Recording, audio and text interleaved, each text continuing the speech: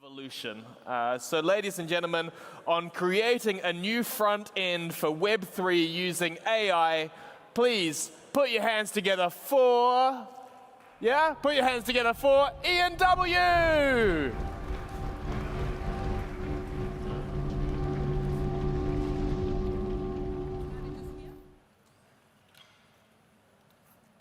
Cool. Hey everybody, I'm Ian. So today I'm just talking a bit about demystifying AI and what we can actually use that for in the Web3 space. So I've been working on Bitcoin and Ethereum the past 10 or 11 years, and I just want to kind of walk through a vision we have on how we can actually make Web3 more usable and onboard the next billion users, and make it simplified for just the mainstream audience that's not crypto native like most of us in here. So a quick evolution of how the internet has just evolved and become more user-friendly over the years. In the 1960s, it was just getting going, and for about 20, 30 years, it was just on command line. It was hardcore coders. It was just difficult to use for the average person. Then in the 90s, we started getting simple graphical interfaces. It kind of opened up the doors to the average person a bit, and then about 20 years later, 15, mobile phones came out. Mobile apps then brought it into the emerging markets, kind of everywhere. So you have this kind of user experience journey over the past few decades. And then everything started speeding up really quickly with the birth of Bitcoin, and then Ethereum and smart contracts. We kind of disrupted the whole backend infrastructure for the internet. And the problem with that was that kind of these Web2 front ends that we all build are really complex. We can all build Solidity in a weekend, something really cool. But then piecing that together to operate a front end is a pain in the ass for everybody. So what we've seen now, and over the past, since Ethereum came out, there's been tons of innovation across that. Different chains, different everything. But we still run into this issue where a traditional Web2 interface just doesn't really fit into Web3. And browser wallets and all of that have made it really complicated for the average user to get onboarded. If you even take it a step further, even if somebody figures out how to do that, create their keys, it's still not really intuitive. So if you're trying to do a Uniswap V3 position, even if you figure out how to do it, you're not understanding that for 99%. So AI is kind of cool where we can do everything messaging based. So you can plug into Telegram, Discord, really any messaging interface, and people can interact in natural language. So you can say, send 1 ETH to this person, swap on Uniswap. And for an average user that's not a hardcore crypto person, that makes it actually achievable and accessible and easy. The other side of that is we have kind of this information overload in the space. So if any of you are part of DAOs in different communities, it's really impossible to keep up with more than 3 or 4 of them, and you start getting this DAO fatigue. So everything's kind of fragmented on information side across Discord, Twitter, forums, Telegram groups, and you just can't keep up to date with everything. And all of these protocols are designed to be decentralized, so you need to be hands-on, active, voting, and kind of staying up on that. And that's just become really impossible. So AI kind of lets you do this right in messaging, where it's not just using smart contracts and interacting with them, but it's also staying on top of information. And it also has built-in learning into it. So I'll show you a video in a second.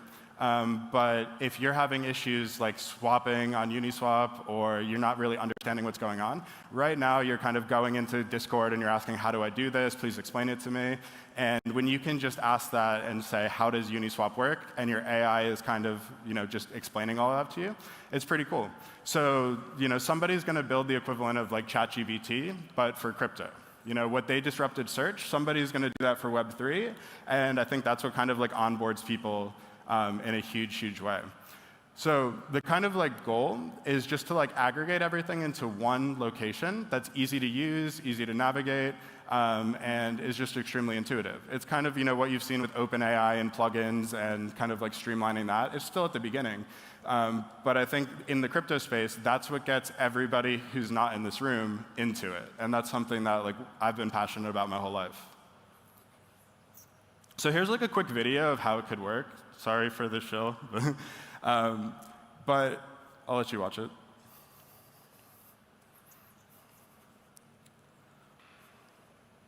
And this is just right in Telegram, but it's really easy to plug this into like any messaging thing that you want.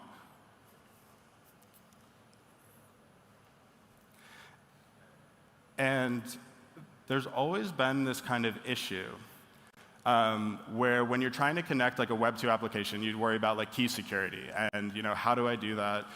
Because you're kind of like hybrid, like centralizing and decentralizing, right? Because we're running on Telegram, you can't have private keys or your crypto on there, it's not safe. So an easy way to do that is on Telegram, you can actually, or anything, you can generate kind of an unsigned transaction, which will then get pushed to your mobile wallet, like MetaMask, Rainbow, whatever. And that lets you sign it, kind of similar to how like a banking verification works, where if you're doing an online purchase, you have to verify it. So that way you can keep your keys stored locally, secured, and you can still interact in this kind of way. So just for like an average person, this is easy because it makes it more like mobile payments, right? Like everybody says that crypto is hard to use because of the addresses, but like IBANs and banking information is equally as difficult. So you had this kind of birth of all these mobile payments applications that really brought just micropayments and instant payments and peer-to-peer stuff to like the entire world. And this is something that could actually do that in crypto. And the other side of it too is learning, because education is the hardest part. And when I actually started really paying attention to AI, because over the years it's really just been a lot of noise and buzzwords, it was cool on the learning side of things. So I was trying to learn zero knowledge stuff, and it was took me 6 months. I barely understood any of it. And a weekend with ChatGPT and 4 hours, I understood almost all of it. So I was like, if that can do that for me, imagine what that can do for everybody out there that it's like your personal tutor that guides you through crypto and makes you understand it. I have a lot of friends who aren't in the crypto space that are always saying, I hate banks, I want to make money off this, this whole system's kind of a scam. But they have a negative connotation of crypto just because of the media, and there's nobody really there to educate them in the masses, right? You can only sit down with so many people at a time and teach them and guide them through. So that just makes it kind of more comfortable. And the whole way to make this kind of thing work is you want to make sure that it's done in an open framework where everybody can build and contribute to this messaging thing, following on principles of similar to Ethereum. And that way you don't have an open AI kind of just aggregating everything and eating it. So that's what I'm pushing forward and would love more people to contribute to, and feel free to ask questions if you have any. Because it kind of takes everybody to do it, and there's a lot of cool things you can build with it. And like I was saying, we're doing stuff at the hackathon, so it's just the front end has always been the bottleneck on the developer side, and this is a really simple way to plug in and actually get it testing. And that's basically the presentation, short and simple. So I wanted to open it up for questions if anybody had it, or if you wanted me to expand on any specific points of it. Sure. Are there any mics?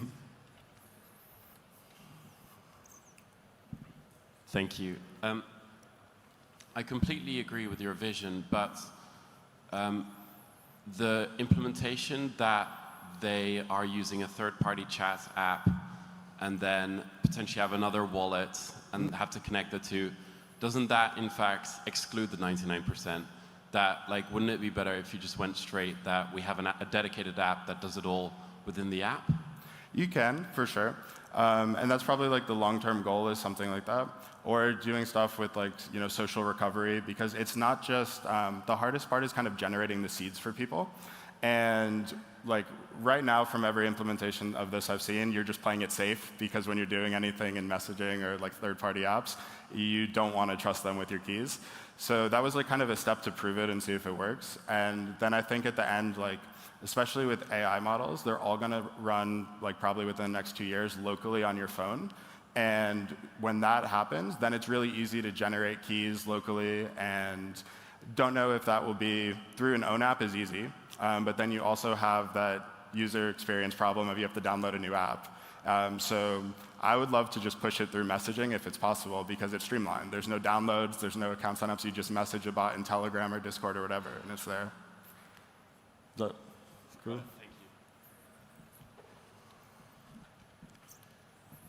I don't know if you're the technical guy, but what kind of components are you using to build also? Like in terms of existing AI tooling, like you can plug So together. basically, it's like with this specifically, it's a framework. So it'll plug into multiple different language models and kind of route them for the best thing. So like most things are just using ChatGPT and like throwing up a front end. So there's not really any good like web3 tools or any like LLMs, which are like the language models for AI. So I think there's like the future. There'll be many different ones. And with us, at least, we're just routing it through like the most appropriate based on keywords. And that's on like the AI front of it. Does that answer it? You plug into that? Yeah, sure. Okay.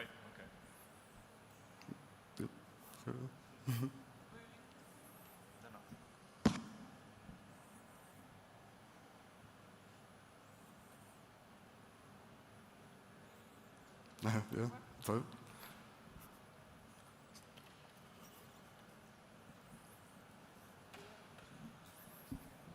Do you use the LangChain library?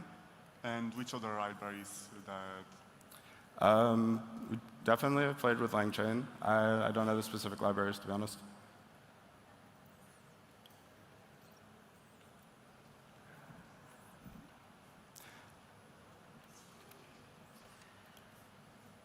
I can hear you.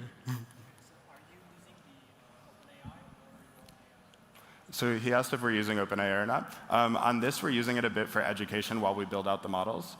So yes, to an extent, for certain things. It'll route through like generalized queries that don't fit into anything that we have built. So it's kind of like the fallback. But over time, the goal is to kind of like diminish away from that and have more people build models and contribute to it on that side. And a cool thing that somebody was bringing up to me was actually using like subgraphs to pull all the data to build models out. And there might be some teams working on that, but that was like really interesting to me as well. So like all the data is there on chain and easy and aggregated. And yeah, I think many people can build models, either a general purpose one like OpenAI, or they can do like really niche specific ones that are like hardcore sword specific like use cases, like trading, research, whatever. The sky's kind of the limit with it. And to me, it kind of just reminds me of like the early days of ETH, where everybody was just deploying, building all sorts of crazy shit. And we're kind of seeing that again in the space now in AI, and it's starting to merge together, and it's just really cool. Hi. Just a question of, ideally, what would you like to see at infrastructural levels or wallets and protocols to make Web3 more usable in the coming years? Wallets are the biggest bottleneck, like I was saying earlier, just generating seeds. So I think like it need a huge focus on kind of like a social recovery or something like that, where you don't have to necessarily write down all of your seeds. You still should, but you can securely generate them locally, share them encrypted. And that's still kind of, from everything I've seen, not super production ready. But there's a ton of people working on that. So I think like that's, at least on that side, would focus on it. On the actual like chain infrastructure, layer 2s are super important just for like payments, because like ZK Sync would probably be a good one, because Arbitrum has cheap payments, so you can do that, but then you also have that publicness, and that's kind of an issue when you're doing peer-to-peer payments, because like when you're buying coffee, you don't want somebody to see the balance of your bank account.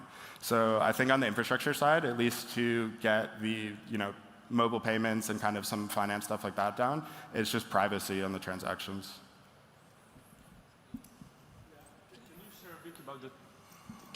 Thank you very much for the presentation. Can you share a bit about the timeline? So a glimpse of a timeline. Oh, I mean, this was specific to us, if you wanted to see it. So basically, with this, it's super early stage. We've been working on it just maybe a month maximum. But we're starting to roll out like an invite-only alpha. It's like, very basic, just to test it out, get a lot of feedback. So don't expect like anything crazy off of it.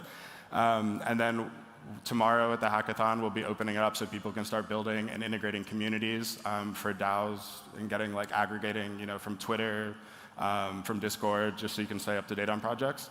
And then we'll push out like Snapshot for voting, so you can actually, get up to speed on everything, and then vote and participate in governance. And timeline-wise on that, it's probably be around, give it 2 or 3 months. September, we'll open it up in a public beta and open up the API to everybody. just so they can start building and just kind of get the community to take it over. That's the plan. We never know. But And could it be offered to wallets as a service so that wallet builders still capture the user? It totally can be. So right now we're just basically using Wallet Connect. It's a very streamlined, simple thing. But yeah, on the wallet side, definitely.